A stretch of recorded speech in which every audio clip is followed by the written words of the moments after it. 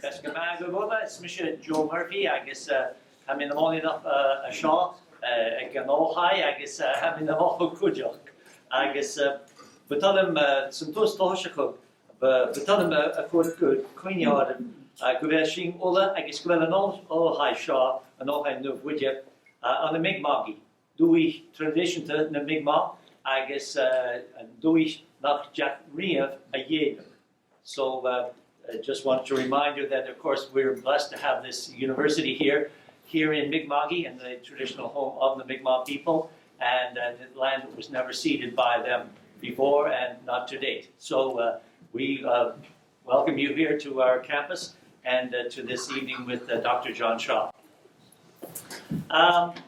Dr. John Shaw, so just get ready now to hear Tolkien's all three books of his trilogy within the next 3.5 minutes. But I start to talk about the amazing life of John Shaw.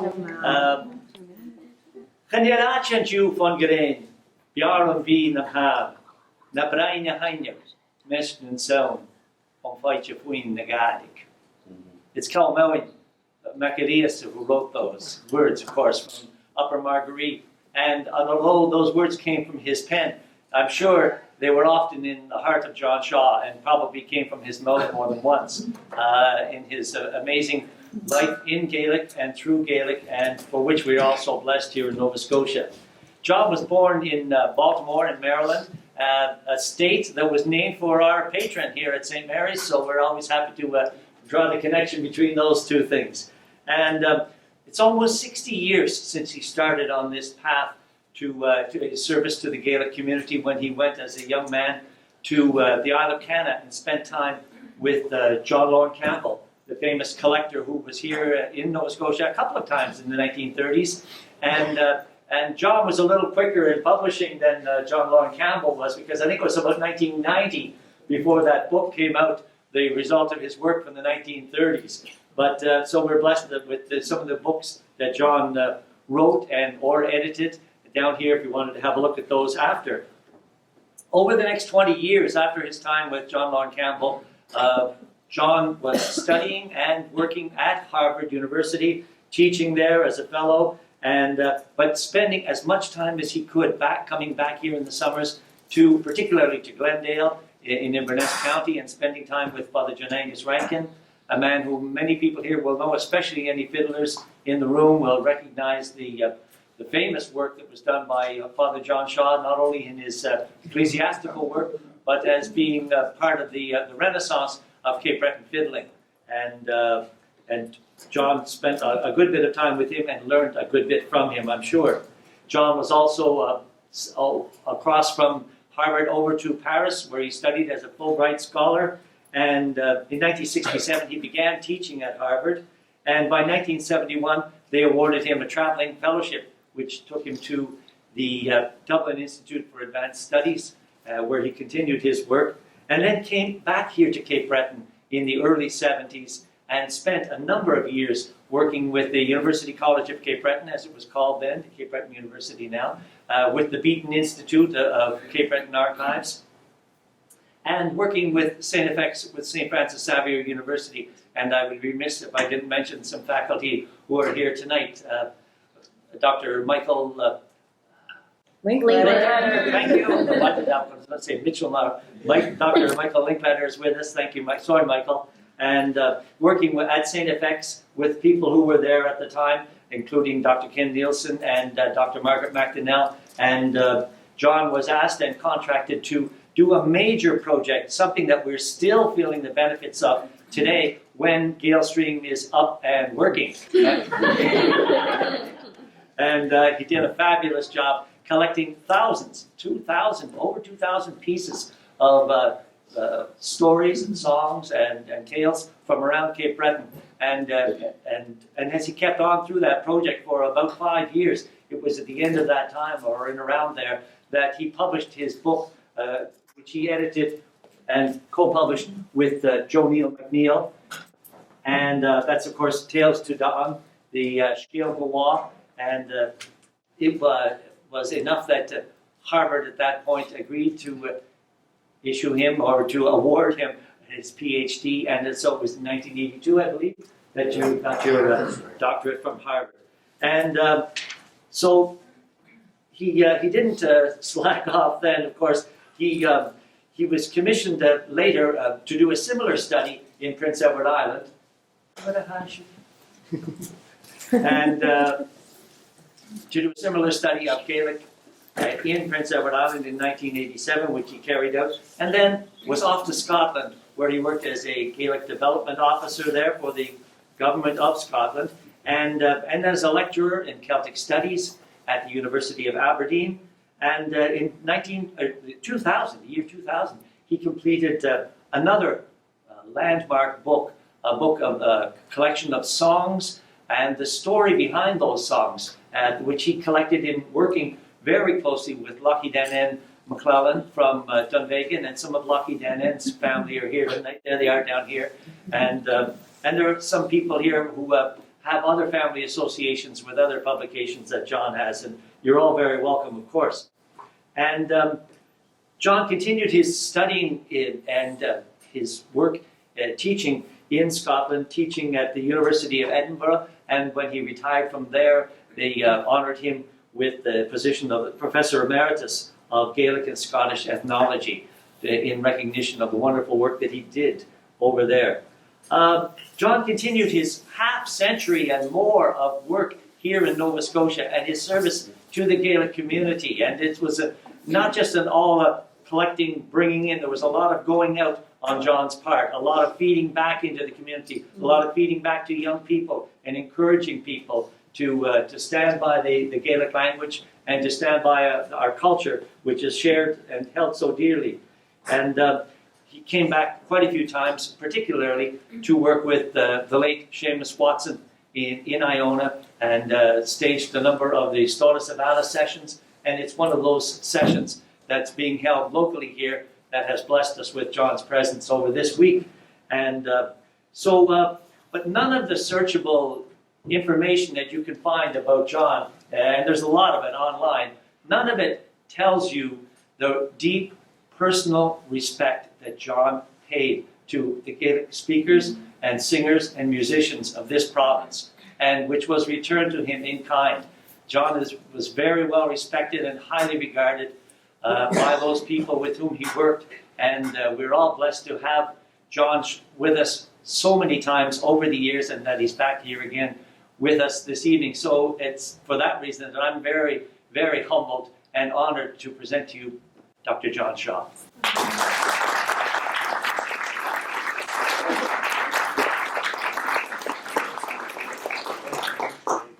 Be the Gaels. And thank you very much, Joe Murphy. And I'd like to start out by thanking a number of organizations for the invitation to speak tonight. To St. Mary's, where I had the pleasure many years ago of teaching for the Chair of Irish Studies, founded by the late Professor Cyril Byrne, and of working with my friend and colleague, Professor Padraig O'Shiel, who is with us tonight. To the Highland Village Museum and the Province of Nova Scotia's Office of Gaelic Affairs for bringing me here. And to Stolas of Alice, the program, for its generosity, support, and hard work over the past decade for Gaelic language and culture in Nova Scotia. Can you hear me at the back? Good. I'm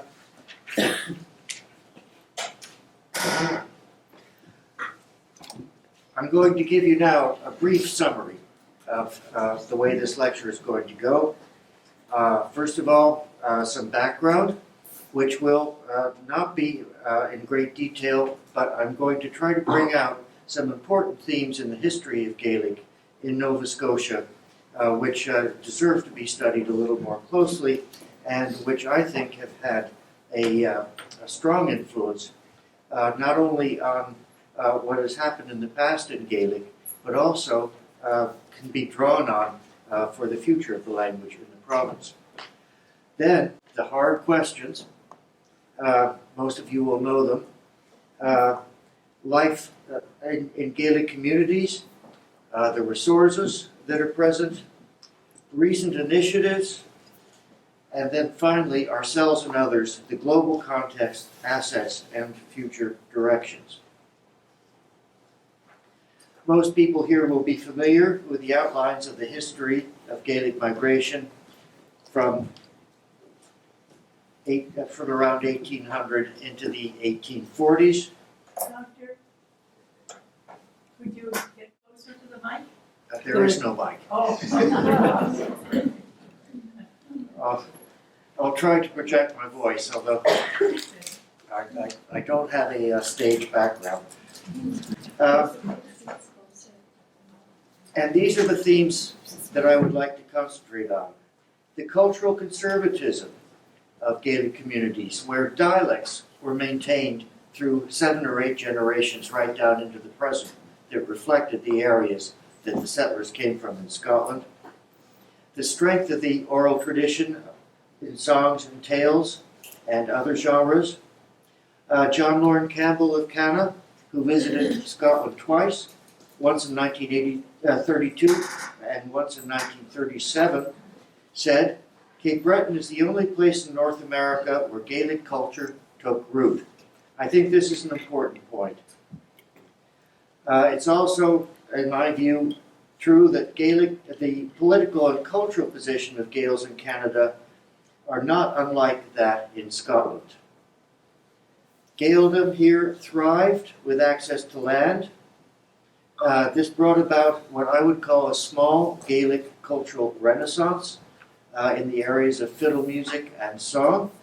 People were composing tunes right and left, and there are hundreds of songs that were composed in Nova Scotia. And this stands in contrast to the nostalgic themes and tones of Gaelic poetry in 19th century Scotland. Nova Scotian bards echoed the spirit of frontier communities right across North America, where with their exuberant human activity.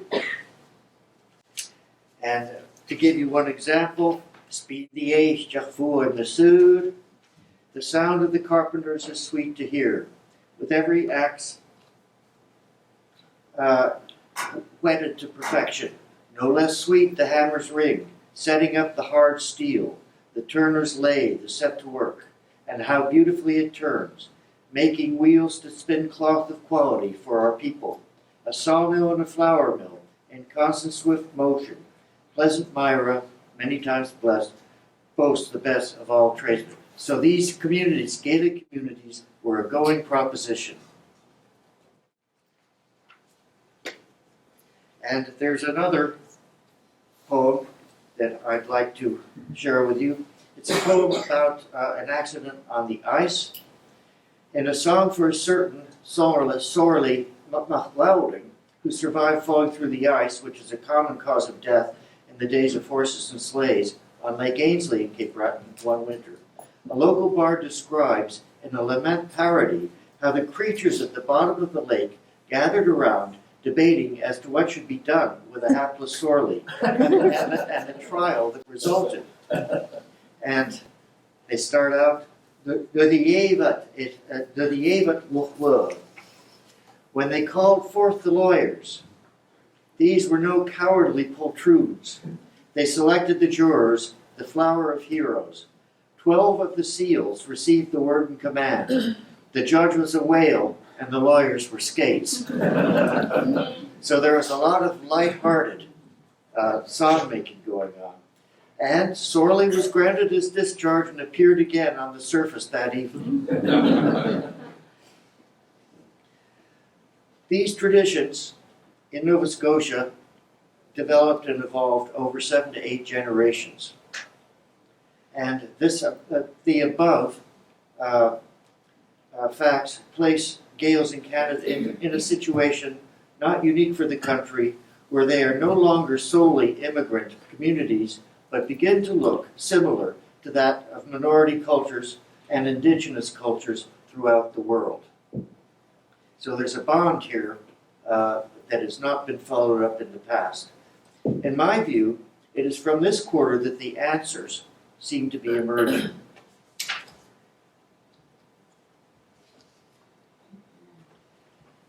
These are the hard questions. from the 1970s, a small number of hard questions in my field work and in meetings about the future of Gaelic, in conversations, these were encountered repeatedly, and I'm sure most of you are familiar with at least one or two of them. What I noticed or felt at the time was my inability to reconcile community attitudes, which I'd begun to learn about, toward Gaelic language and culture, when these were with those that were so often encountered at official levels.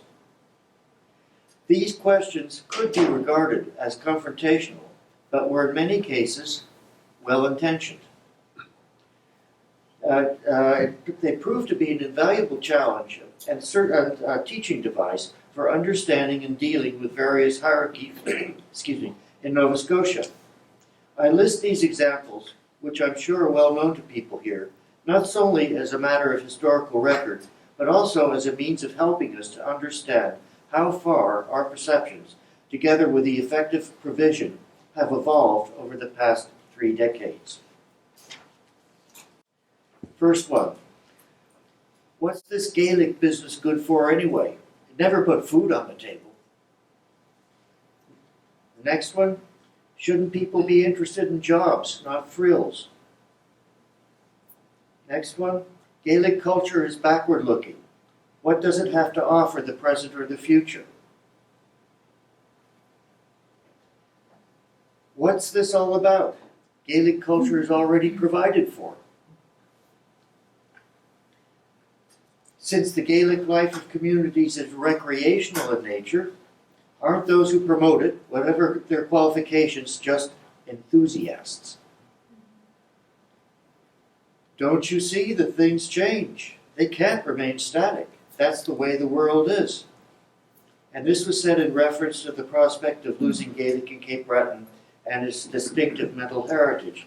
And finally, a starkly devastating assertion that appeared in a local publication portraying Gaelic community traditions as a mental moonscape. The only difference between us and the animals on the farm is that we knew which field we were going into the next day.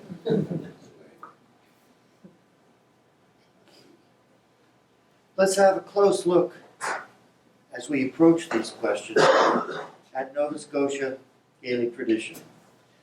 We can begin with a few observations on the regional culture that is the object of such questions.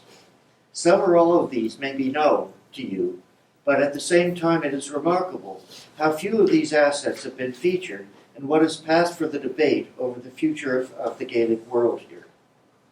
What then is the real nature of the resource we're dealing with among Highland Gaels?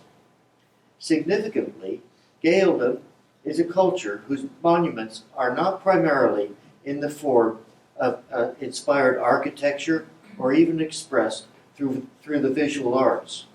Instead, they've existed in the minds of the common people, carried with them everywhere as songs, tales, tunes, folk beliefs, and their associated registers of language. All of it transmitted and renewed by social contact. For a culture which for centuries has been the resource and carrier of community intellectual life, there have been only infrequent representations in the power dialogue from purveyors and experts of the tradition, let alone from those who have endeavored to study the culture firsthand. Some of the responsibility for this lies with the folklorists and other academics, who find themselves vulnerable with regard to funding and other support should they displease their own or any number of other institutions.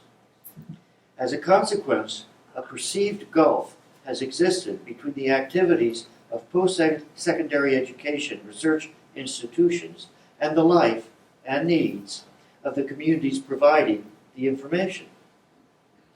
This has varied from country to country, with countries like Finland and Ireland with a historical commitment to self-determination being the most responsive to the needs of traditional culture and development. In some cases, ostensibly for reasons of academic so-called rigor and objectivity, academics have been discouraged by their own kind from allowing close relationships to develop with their sources in the field.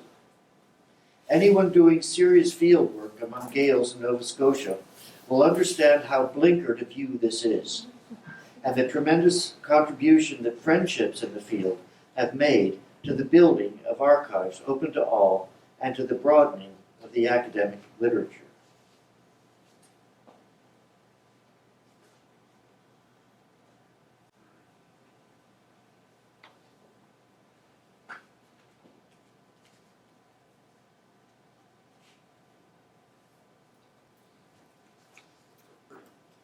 From personal experiences recording in communities throughout Cape Breton, it would be right to say that there were none of the answers to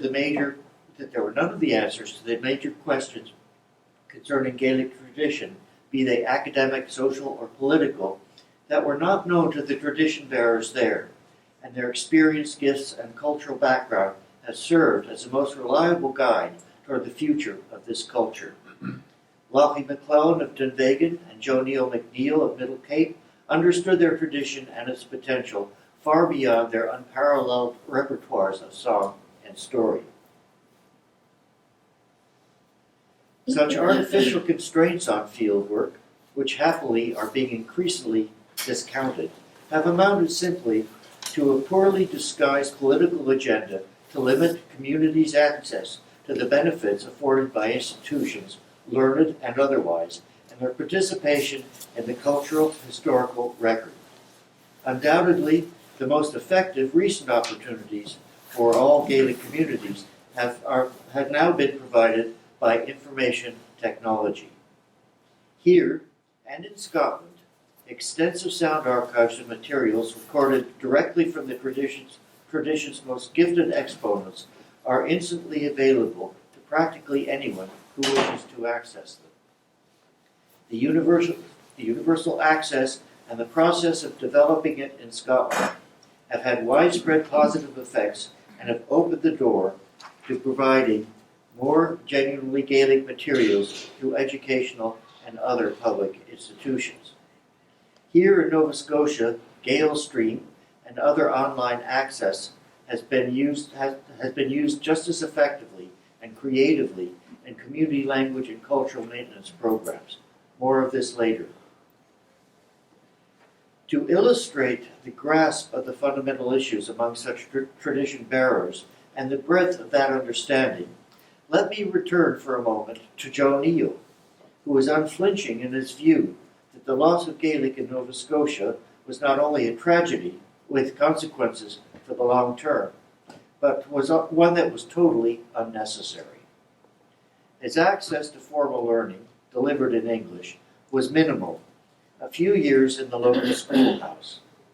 One afternoon, when Joe Neil was recovering in a hospital in Sydney, we were passing the time together, running over stories that he remembered, and a young man wandered in and stood quietly at the door to the room where we were. After some minutes there watching us, he asked with obvious hesitation what language it was we were speaking, and Joe Neil answered that it was Gaelic, the language of the people who had come over from Scotland. The younger man said that he had never heard the language before, and that he came from one of the reserves nearby. Joe Neil asked him whether he spoke Mi'kmaq, and the younger man, again with some hesitation, replied that he did. Joe Neil then told him that as a young person, he should be proud that he could speak his community language, and that he should continue to do so because it would serve him well throughout the rest of his life. There are other aspects of the regional Gaelic culture that are important to our discussion and are shared to a greater or lesser extent with Gaelic Scotland. One is the pervasiveness of oral tradition in daily community life, ranging from a solitary person at work singing alone to pass the time, to communal activities embracing both work and recreation. Milling frolics is a good example. It is important to take note of the social context of the tradition and its inseparability from what the late Seamus Watson rightly termed the brilliant social culture of our Gaelic communities. That the tradition is primarily socially based is undeniable, and it has been open to all, regardless of wealth, status, or gender, through the universal institution informally designated Céilí houses. In each locality, there were caretaker families who would specialize in one genre or another, be it song, storytelling, or fiddle music. But the record shows that such skills, along with a fair amount of informal tuition, were shared and transmitted outside of the family group as well. Here, the conception of the artist or performer is in keeping with an informal or egalitarian community ethic, and thus differs markedly from the individualistic, often self-absorbed concept of the artist that we are familiar with from mainstream society. The traditional singers tell us that the words, and thus the story of the song, are more important than the voice quality of the singer. And in fact, the mark of a good singer has been observed to be the ability for the audience to forget the singer in front of them and become totally absorbed in the song itself.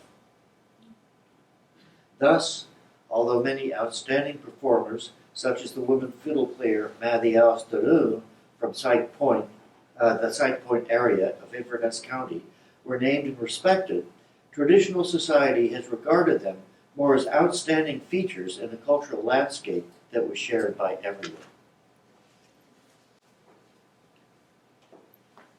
In a world with such limited access to literacy in its own language, song, along with local anecdote and legend, provided the people's internal record. The task of the local bard was not so much to create imperishable works of verbal art, as to express well and through traditional forms, understood by everyone, what was on his neighbors' minds. A further characteristic of Gaelic oral and musical tradition to be aware of is the linking of its components, song, tales, instrumental music, etc. And I've made a diagram of this to show you. In this, it is this mutual reinforcement affected by bridges between genres, which you'll see illustrated here, that I regard as largely responsible for the survival of the living Gaelic tradition here and elsewhere. So, between song and storytelling, you have the song texts and associated stories, which often tell the story of the song. So it hangs together in the performance. The mutual support and interaction of the components explains why so many performers in Gaeldom are multi-talented. I had visited Lochy McClellan on and off for years before I realized that in addition to being an outstanding singer, he was also an accomplished reciter. The social concept of the community tradition lies behind a further anecdote passed on to me, where a young Gaelic speaker from Glendale was driving through the parish. With him was an active promoter of heritage, who was extolling the details and cultural importance of the architecture to be seen in the buildings they were passing. The young Glendaler observed, "Yes, that's wonderful, and I'm grateful for the information. But what about the people who live in these buildings?"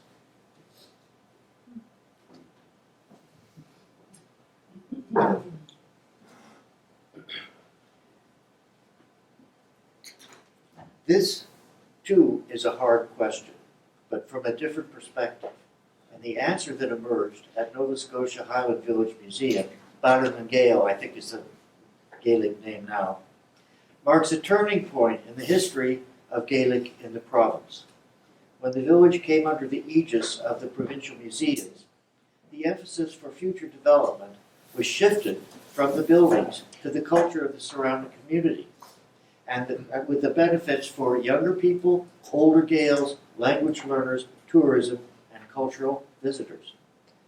Concurrently, community language courses were brought in, where the emphasis was less on written sources and more on learning through activities. With its more local, relaxed orientation, the new approach has met with considerable success, not only in terms of language and cultural skills, but also in terms of self-esteem for all ages.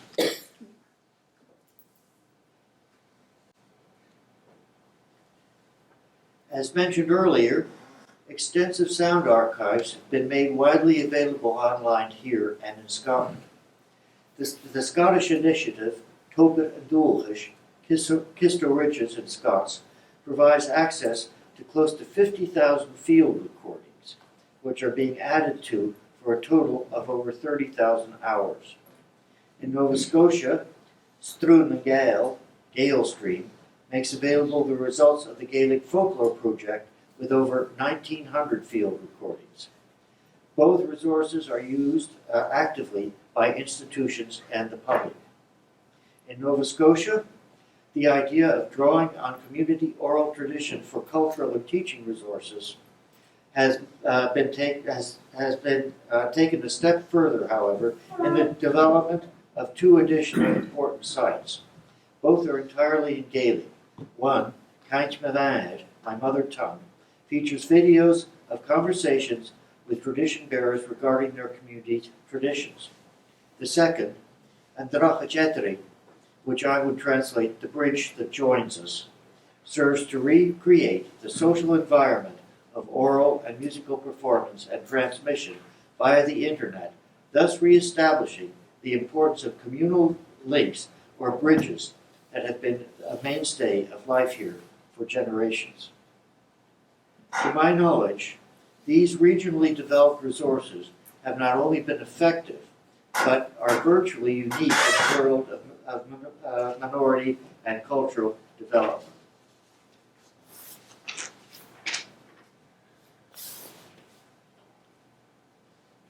To complement this, we have the summer workshop program Stáda Savala, sponsored by the Highland Village Museum and funded by the Nova Scotia Office of Gaelic Affairs, where skills are passed on by direct contact from older exponents of community tradition to a younger generation. For the past 10 years, the 4-day program has been delivered entirely through Gaelic. The results, not only by our own standards, but by those of Scotland, are striking. These community programs have produced, albeit on a small scale, a number of young people fluent in the local dialects of Gaelic, able to sing or recite a repertoire of local songs and stories, and with a lifelong commitment to the living Gaelic world of the region. Will they let this go now because someone tells them that they're not relevant? I doubt it. Despite the obvious personal and career risks that such a commitment entails, most have found some form of Gaelic-based employment here, thanks to the constructive and resourceful response within the province. With the confidence produced from participating directly in regional traditions and the reassertion of their value, the imported and imposed brand of Victorian Highland culture has lost whatever relevance it once had in the Gaelic and post-Gaelic regions of the province, and will very likely become the curious relic that it has deserved to be from the beginning. To be sure, the above small-scale initiatives are no silver bullet, nor are they regarded as such. In terms of the funding support allocated, their costs are low enough to provide good value, particularly in comparison with some of the other development programs that we have seen. In terms of the future, the most obvious problem is that of the demographics. There are now so few people in the province with the relevant skills. But if I understand things correctly, the Gaelic community approach is simply to do what we do, plan ahead as much as possible, and the demographics will take care of themselves in a way that no forced programs or tremendous outlays of money could ever hope to equal. Again, going back to the Gaelic areas, it's primarily about people, and the most effective role for institutions is to support what they do. So what are the directions that can be taken? What we've seen above are some of Gaeldon's answers, many of them still in progress, to hard questions. Anyone who understands Gaelic, consults the websites, and experiences the ways in which they are currently used is going to realize that the approaches reviewed here are not backward, retrospective, or nostalgic. We saw earlier that Nova Scotia Gaels find themselves in a position not unlike that of many Indigenous groups throughout the world. Indeed, even the most cursory survey of threatened minority and Indigenous cultures brings home to us an important point, that the situation of Gaelic in Nova Scotia or Scotland is far from unique, and that new perspectives and solutions are appearing elsewhere on the globe. Today, many of these emanate directly from the cultures themselves via their websites. A further useful source of information is to be found in the works of some academics who are intimately familiar with such cultures, often over decades. In formulating their policies as to what is going to happen to the orally transmitted traditions and languages of such peoples, not least of all Gaels, governments in a position of dominance, as we have seen above, have traditionally discouraged informed parties, particularly academics, from interviewing from intervening in the affairs of minority cultures. Typically, and closer to home, on one memorable occasion, now happily decades behind us, a number of Nova Scotia Gaelic speakers were accused by a representative of a government agency of social engineering, simply for promoting regional Gaelic tradition. From our perspective, at least, the irony in that assertion was not lost on us. Both sources, Indigenous peoples and those who study them, provide information that can help us in formulating the answers to the hard questions applying to our situation here. One of the central points emphasized in the recent literature is the difference in social goals and values between the traditional societies under threat and mainstream society advocating a brand of progress predicated on a certain interpretation of economics. Studies suggest that among many such cultures, the focus is on maintaining a healthy life, physically, socially, and spiritually, rather than progress through the unbridled accumulation of wealth and progress through economic growth. How this applies to Nova Scotia Gaels is expressed in the following verse from the late Johnny Williams, Shawnee Unishvik, a renowned singer from Melford in Inverness County in Cape Breton. Fed ik wil krogus kudis. The man with wealth in sheep and cattle constantly strives for more. Here's Johnny Williams. Constantly strives for more, but so long as we have food and clothing, what on earth do we need?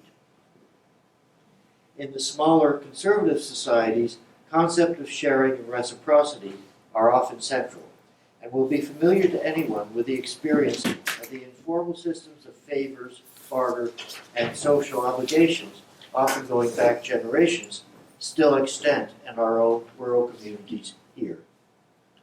For the Gaelic world, I would take this point further to point out practices of reciprocity that are found not only in the realms of exchange of goods and services, but also within oral and musical tradition itself. For this, the Ceilidh House, with its local legends, songs incorporating social commentary and humor, and the all-pervasive web of genealogy, has been a primary form of mutual exchanges and support, as well as a training ground for the young in how their society functions. Systems of this kind, particularly in rural areas, encourage a rough kind of equality, far from ideal, as any society is, but still practical, and in that world, easily maintained. One anecdote from Scotland, though not from the Cayley house as far as I know, illustrates the point nicely, and in fact is encountered in other parts of the world. According to the Scottish version, a professional chef from the European continent was inspecting one of the gourmet kitchens in Scotland, where seafood was prepared. Upon being shown a large pot of live crabs, the continental chef noticed that the cover had been left off, which would never do in his own country. So he turned to his Scottish colleagues and asked, not entirely without condescension, whether they routinely neglected to put a cover on the pot, and if they did, how did they prevent the crabs from escaping?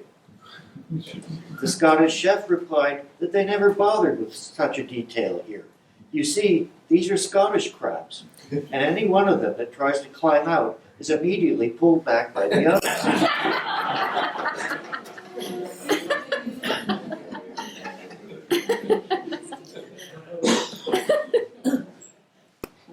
Issues regarding imposed cultural policies have also been explored in the global literature, incorporating responses from the supposed beneficiaries.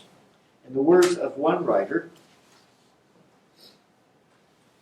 broadly, they, that is, the minority cultural groups, want to decide themselves what their values are and how best to try and realize them from birth to death. That is what culture really means. It is the way people understand and try to control their lives, including their environments and histories. It is the way they give sense and reality to what they think is important. It is their relations with one another. In brief, it is who they think they really are. It does not mean they want to preserve an unchanged past. If we accept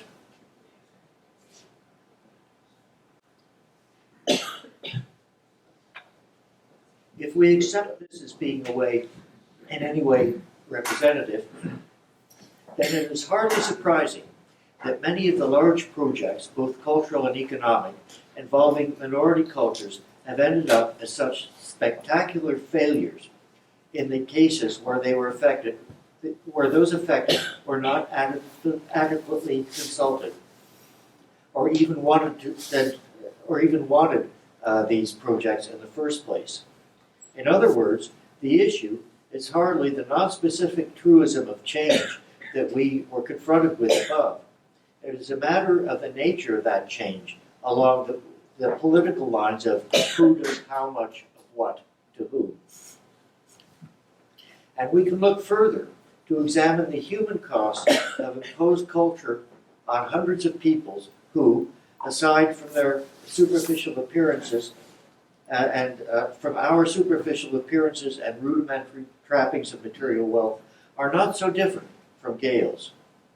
The field of ethno psychiatry, developed in France as a means of understanding the internal experiences of linguistic and cultural minorities, these are primarily speakers of Breton, a marginalized linguistic cousin of Gaelic.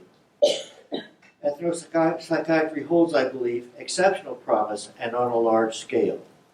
The materials that I have seen suggest that the institutional repression of the minorities' language and culture is a primary cause of the very symptoms of malaise that have made culturally marginalized areas so difficult and expensive to run in terms of costs of social programs, that is unemployment, social welfare, crime, alcohol abuse, and health provision, not to mention low educational output. The experience of workers in the field teaches us that the more in touch people feel with their roots, the more they have a feeling of belonging and the higher their self-esteem. As one researcher put it, tribes who believe those who tell them that they are backward seem to fare very much worse than those who know the outsiders are wrong. So the key, it seems, is self-esteem, and the means toward this may well be an effective level of support for language and regional culture at a far lower cost than the present Band-Aid measures.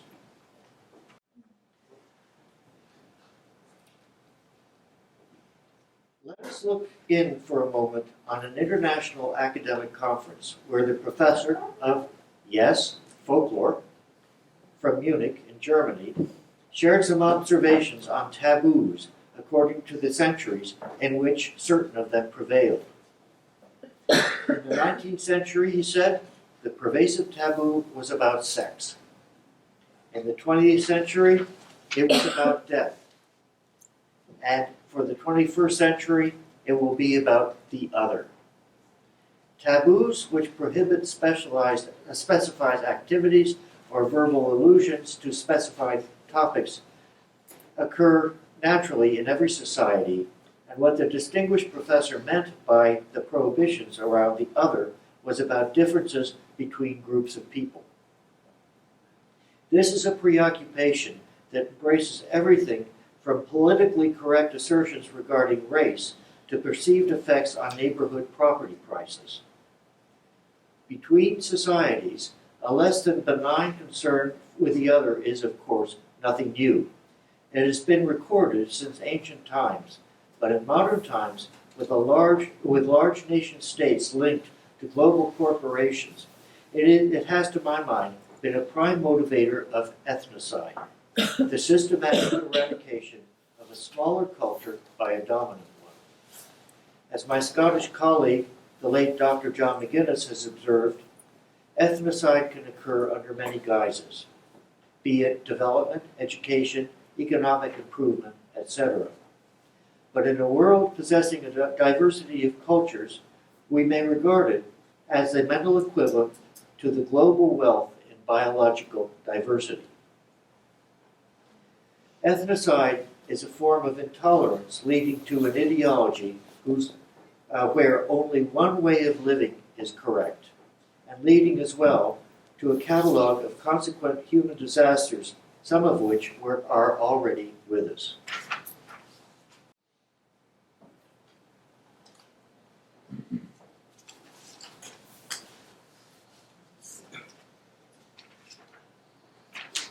In Scotland, a major objective of the relevant cultural organizations' orientation and activities is to market the concept of choice and its power to become a positive representation of control over our lives. For many, face-to-face performance events of a kind well known to Nova Scotians, from kitchen sessions to parish concerts, serve to debunk the idea of impersonal, disembodied economic forces that drive mass entertainment and run our worlds in so many different ways.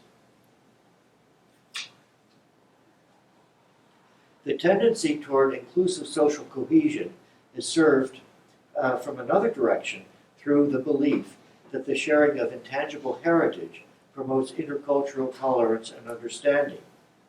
The benefits are not solely confined to the country's indigenous language groups or recent immigrant communities. They can extend, and none too soon, to Gaels' increased tolerance of themselves and a more firmly grounded and positive understanding of the value of Gaeldom's own marginalized traditions in global contexts. In an age where changes are so often effected through institutions, the message for Gaels on both sides of the Atlantic is that there is a need to alter the dialogue with the dominant English-speaking culture toward a more mutually constructive direction. Scotland has made progress, and the same is happening in Nova Scotia, thanks to people working in communities and organizations such as the Nova Scotia Highland Village Museum and its programs, the provincial government, and the generations from the time of settlement who have guarded Gaelic tradition for us. All of these groups, even the academics, have begun to provide substantial answers to the earlier hard questions. The recent activity in Nova Scotia, with its emphasis on people, social learning, and direct tradition, is a good indicator of a growing realization that in the global context, the human resource that is increasingly termed intangible heritage can no longer be dismissed as the perceived trivial non-issue it was a generation ago.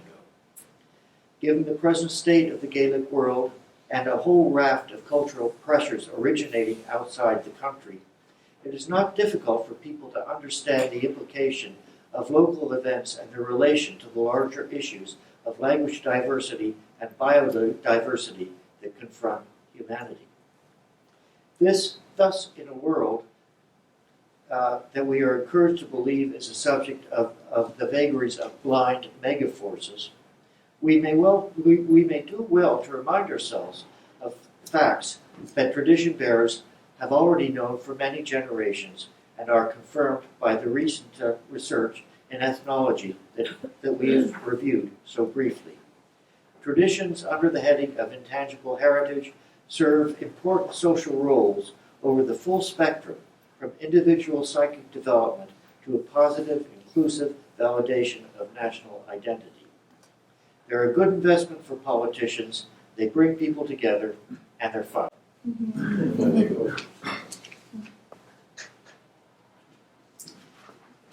Thank you very much.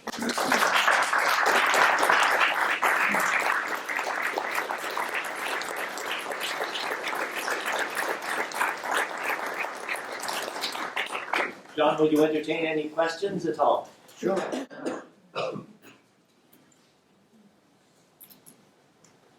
All very clear to me.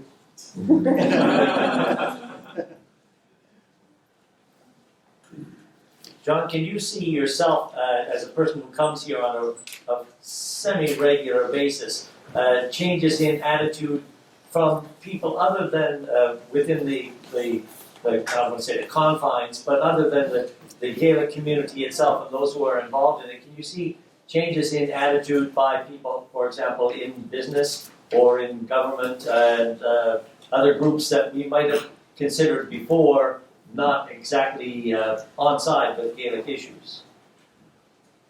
I can see some changes, and I think from now on, as long as people are able to keep these programs together, and by these programs I mean a wide spectrum. It's not just the institutions I've mentioned. I think certainly within the school system there is a more open view toward Gaelic, and information is coming through from Scotland that a bilingual education is a great benefit to children. The education department in Scotland has run some studies in the schools, but there are also people in the linguistics department at the University of Edinburgh who have done studies involving school children and the ability from an early age to think in more than one way about a question or a problem. And of course, this costs very little more in the system.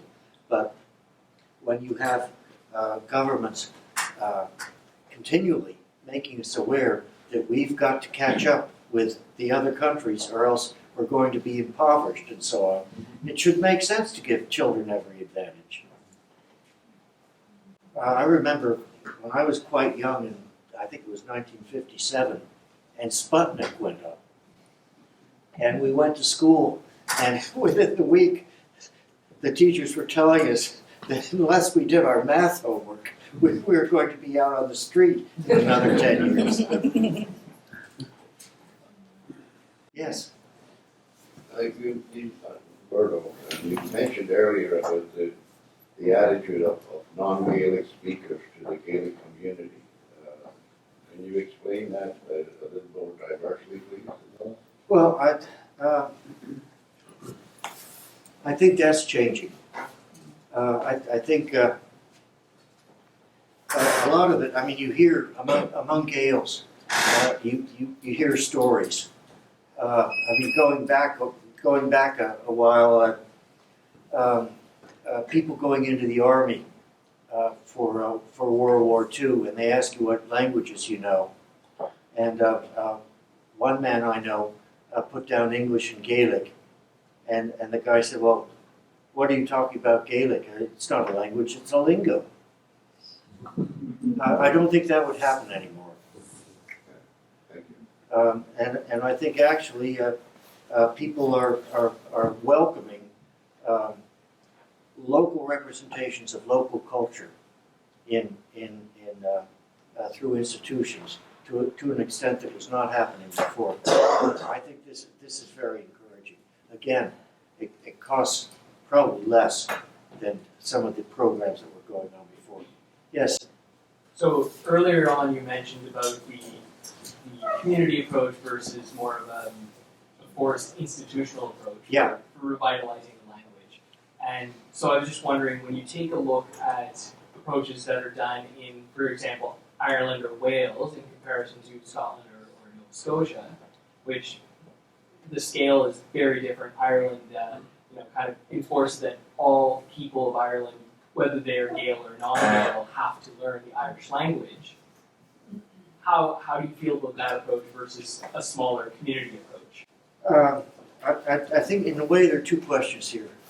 With regard to the smaller community approach, I think that here in Nova Scotia there's an extremely strong social culture. Maybe stronger than you'll find in a large number of other places. And my suggestion would be use it. Get things organized on the ground. And this is to some extent happened with programs. As far as mandatory Irish is concerned, I think you have to know Irish to pass the civil service exam and get a decent job in the institutions. I would go with the way they're handling things in Scotland, which is no one's being forced to speak Gaelic. That's not what it's about. It's really about the question of choice that I mentioned early on. And the important thing is living together. But people should have choices when they're doing that. I think in Europe, people are much more comfortable with a top-down approach to cultural maintenance. And they don't have, it's not that they don't have a sense of community, but they don't have a sense of communal action on certain things like language. Here, I think the major work can be done here in communities. It doesn't really have to be. People organize themselves when they want to get something done. It's amazing. Yeah. How can what we are doing here affect the situation of Gaelic in Scotland? Good question. My feeling is cultivate your own garden. Take care of your own programs, and let them come to us. If there's something here they need, I think it's important that they be aware of the work that's being done here, because I've taught language in Scotland for a number of years, and I think it's safe to say that the results that we're getting from Stá Savala, from these summer programs, and the social networks that have been created from these workshops have provided speakers who are more competent than you get from people who learn Gaelic in classrooms. They may have their grammar right and so on, but people here have their grammar right, the younger people. And even if you do have your grammar right and you're speaking Gaelic, what do you talk about? Unless you've been exposed to the culture and thought about it, and to some extent become part of it. My own experience from the time I was quite young is that Gaelic culture has always been open. Nobody really gets shut out from what I can see, if you're really interested. I couldn't have done anything without people throughout Cape Breton taking their time sitting down with me, bringing me on. Looking back now, I've begun to realize that a lot of these people, they didn't need a lot of formal education for them to understand what I was trying to do much better than I did.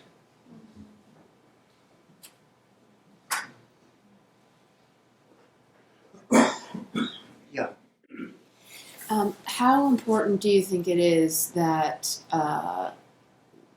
those in sort of modern mainstream society recognize and value those in the Gaelic community or what's happening in the Gaelic community and Gaelic culture? Well, I think this is a reality that has to be pointed out to people. When something like that is questioned, it's really no different from undervaluing the one of the official languages of Canada. We should all have language rights, and we should all have cultural rights. This is the parallels between this and biological diversity, I think, are emerging again and again. That just as you need different forms of life on Earth for people to survive and other kinds of other species, you need ethnic diversity to have different ways of thinking available to deal with whatever comes up, and we have no idea what's going to happen down the road. But various cultures have different ways of viewing problems. They have different ways of solving social problems, and the important thing is to listen. And what you have at the end of it, again, is choice. There's not just one way to do things. There are a number of ways, and you can sit down with people who may not be exactly the same as you in background, but talk.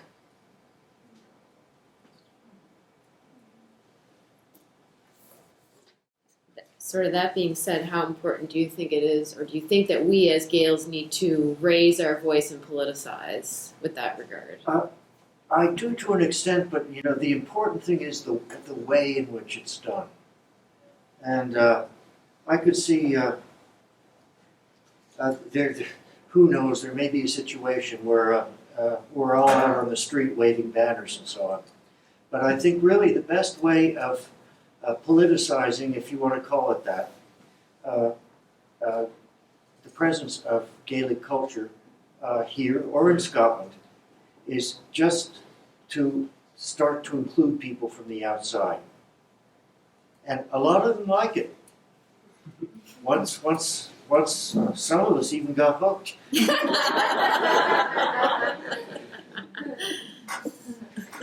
And once they've experienced that, and again, there's a social gift here among Gaels and among Maritimers in general, that when you talk to them, usually things are quite open and people are quite helpful. They'll even joke with you within 5 minutes.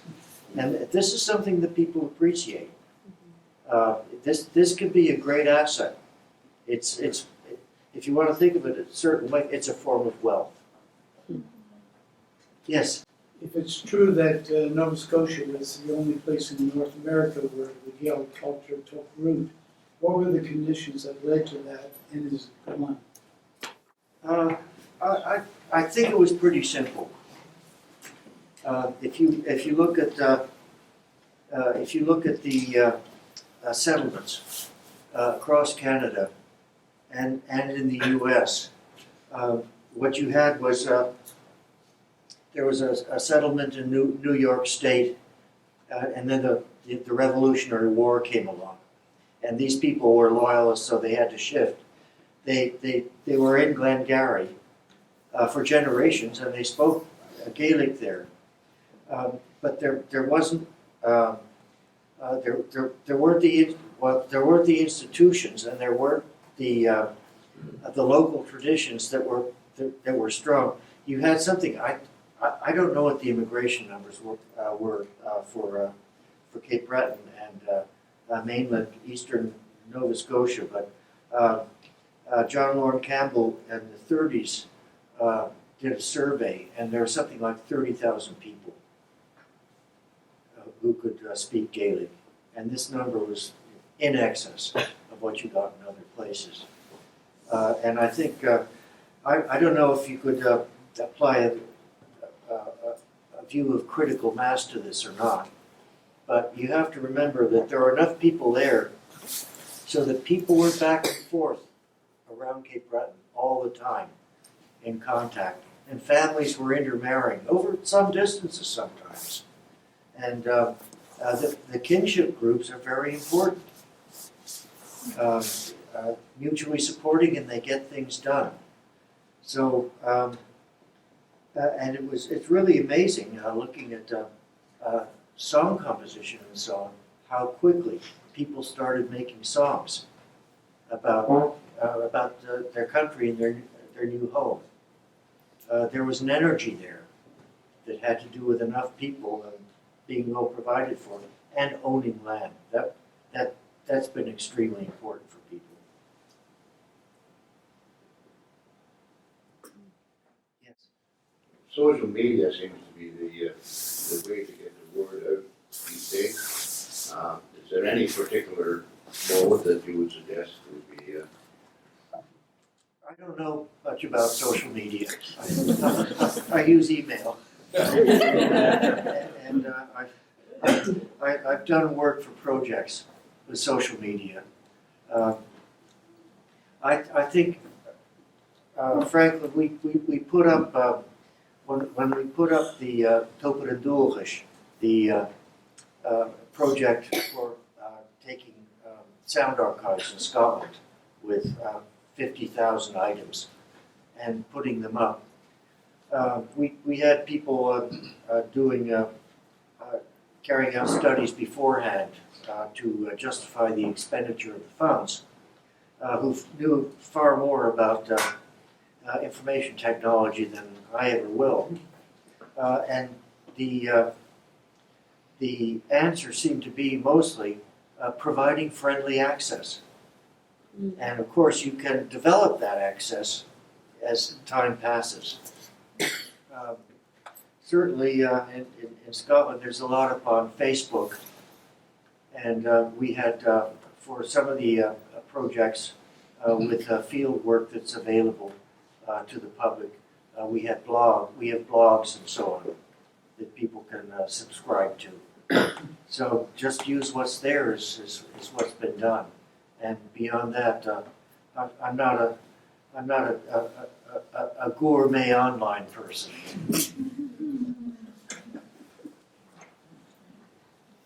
Yeah.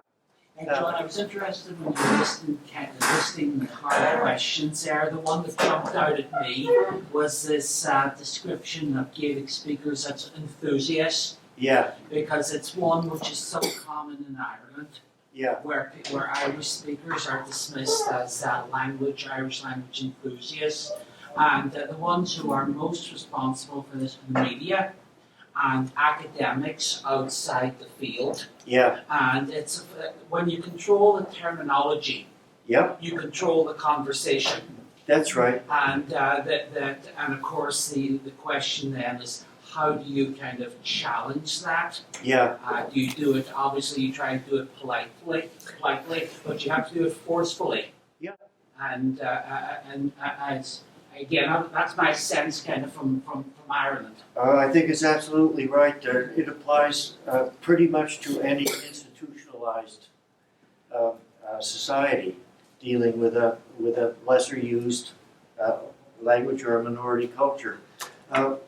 I think that one thing that could be done in more detail is to take a good hard look at the situation on both sides, where the people who accuse speakers of Gaelic or Gaelic as being somehow not legitimate This is an effort institutionally and socially to place these people on the outside looking in. But actually, this may not be the whole story. The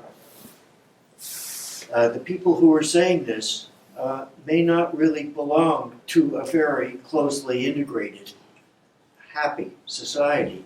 And this may be the reason why they're talking that way. And they may also be on the outside looking in. And maybe one of the ways around this is to try to remove the barriers and find a way to recruit these people. And this is having some success in Scotland, certainly in the Gaelic medium units, where they can't find enough teachers for the demand. There's an over demand. Lots more people want their kids to become fluent in Gaelic.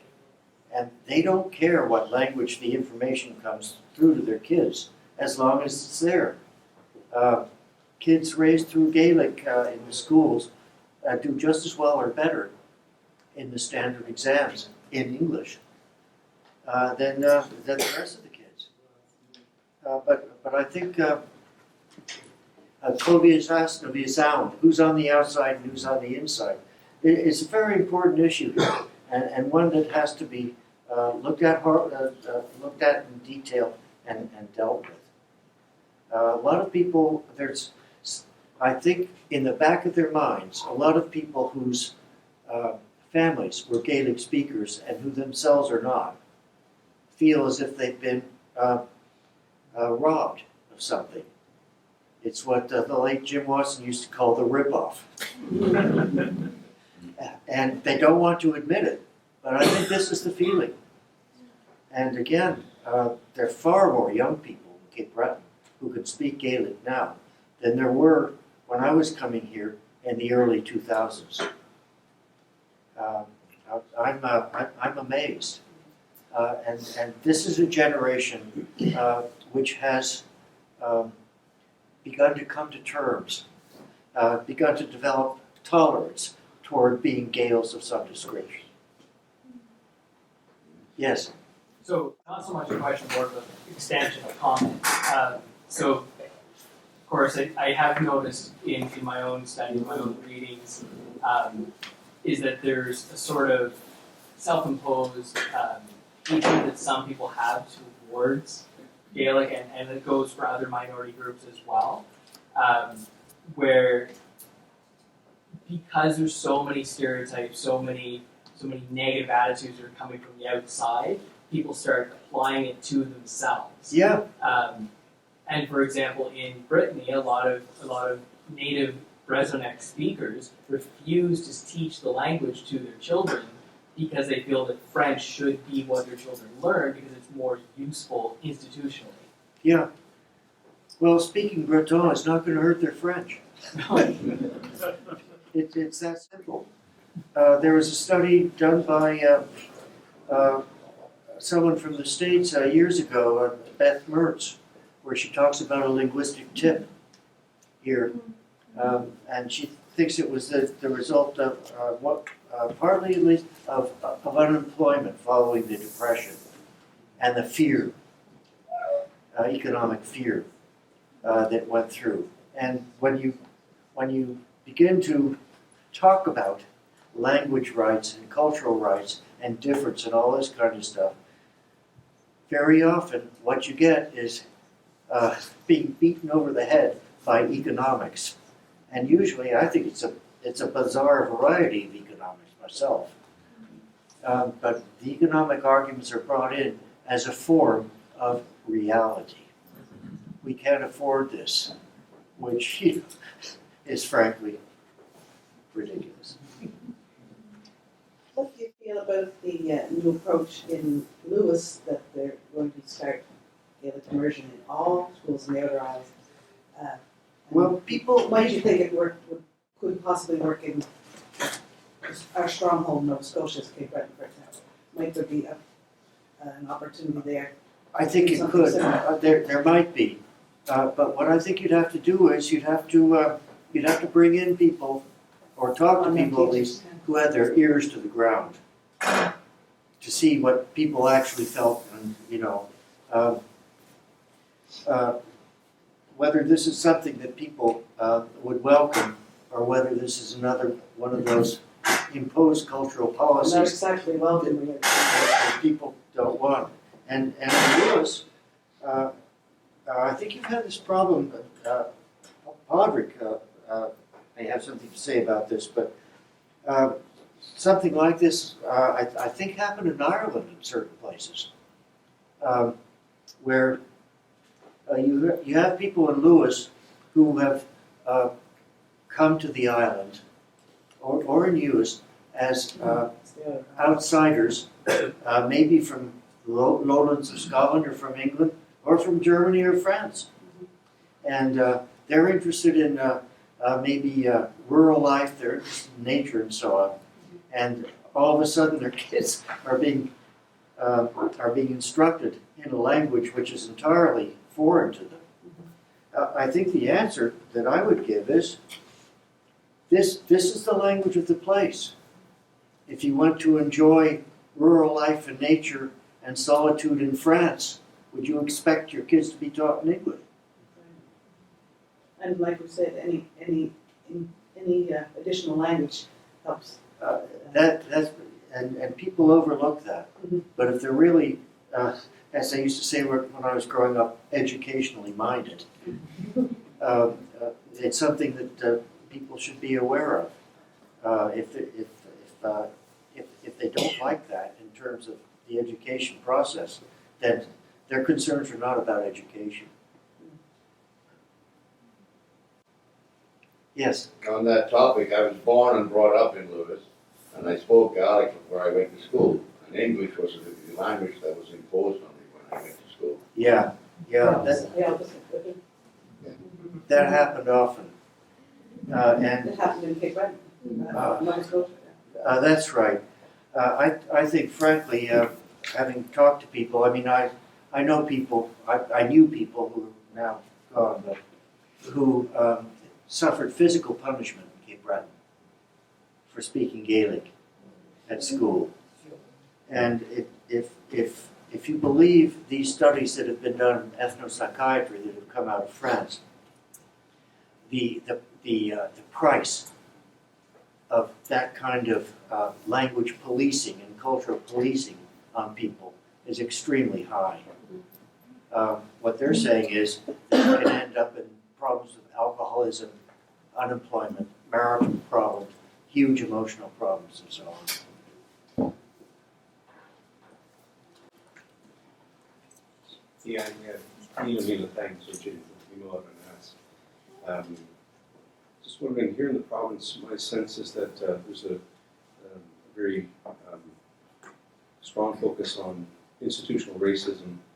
I'm just thinking about sort of high-level government focuses, advancing cultural diversity, and I think dealing with issues around truth and reconciliation with our First Nations. And one of the things that strikes me, and you touched on it throughout your talk, and there's been some questions that have been connected to it, is the legacy of colonization. Yeah. The legacy of colonization, specifically to First Nations here in Canada and the Mi'kmaq people here in Nova Scotia. But then I think also colonization from the perspective of settler populations that are coming in that have already been colonized. And I think that I'm just wondering your thoughts on that, because my sense is that it's really, I think, a central piece when we talk about, say, getting Gaelic in more schools in the province, particularly in places like Cape Breton where there is that really deep-rooted connection. I think there's quite a bit of spade work around addressing the issues of the legacy of colonization and how people see their own identity, because developing that positive space, that positive place for their identity is absolutely central to getting the more broader public buy-in to actually have programming in public schools as one example. So I'm wondering if you could speak a little bit to that point on the legacy of colonization. Well, I think we could go back to the schools report. I'm sure you've seen it many times from Victoria County in around 1870, where the guy comes through and he complains about the students and the school teachers. The school teachers who spoke English but were recruited from the community. And how this is just not being done properly. And through the whole thing, there's a sense of, it's worse than condescension. It's contempt for Gaels. That these people they're barely human, but they're good material. And if they could just be reshaped somehow, but that doesn't work with most populations. So that's part of it. But I think secondary colonization is what happened then, and in some ways it's happening now. Just because it's not being done with apparent force doesn't mean it's not there. And I think that there's a lot of mental colonization that has occurred, and pressure to in the name of maybe being a good team worker for populations, to close their other options, many of which have to do with who they actually are. It's also maybe worth a thought that Gaels, in addition to it being a miracle that Gaelic has survived as a living spoken language in Scotland or here, or in Ireland, to our day, I think it's worth thinking about the location that these Gaelic languages have been located right next to the heart of the British Empire, and this means that this is a situation which I think other threatened cultures should look at, because here we have cultures which have managed to survive right beside the origination of these pressures. And if that could be done, then they can do it. And the point is, I think, to learn from each other about how this should be done, and in the process, to educate people who are making the decisions at the center.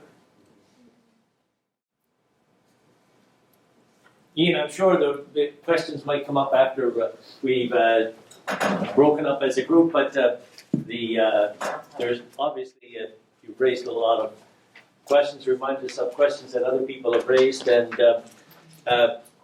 the ideas that you brought forward that not only raised questions, but also raised some of our awareness. I think for myself, sitting there listening to some of John's ideas about how we should be valuing ourselves as resources, and whether we're teachers or whether we're learners or people who hold this culture close, we're the storehouse of that culture. And as John said, the monuments are there, large pyramids to the Gaelic culture or the Gaelic people. It's the people themselves that are our monument. And people, not only in the past, but it also reminded me of one of the first times that I saw John. That was about 1975 or so. And I was in Iona one evening. And I was just outside of the parish hall where a concert had gone on. Yeah. And there was a small knot of old Bottish probably from Palmamashik and from Barraglen and Island Hill standing outside. There's all this small men, mostly small and hard-working people with gray hair and white hair, and yet there was one person standing out in the crowd with a shock of black hair and a big ponytail down the back. And I thought, if these people are from the past and living into our time, this is a man of the future, and someone who's looking toward the future. Because John and a small cadre of people saw what was happening in the numbers of Gaelic speakers, and he determined that this would not come to pass in his lifetime, that the Gaelic culture would not die. And he's done, well, you've heard a little bit of the record that I've given, but so many people here know the work that John has done over the years. And so for coming here and sharing some of his ideas, we certainly have our thanks for him, but for a lifetime dedicated to Gaelic, we can never repay the thanks that we have to John Shaw. Thank you, John.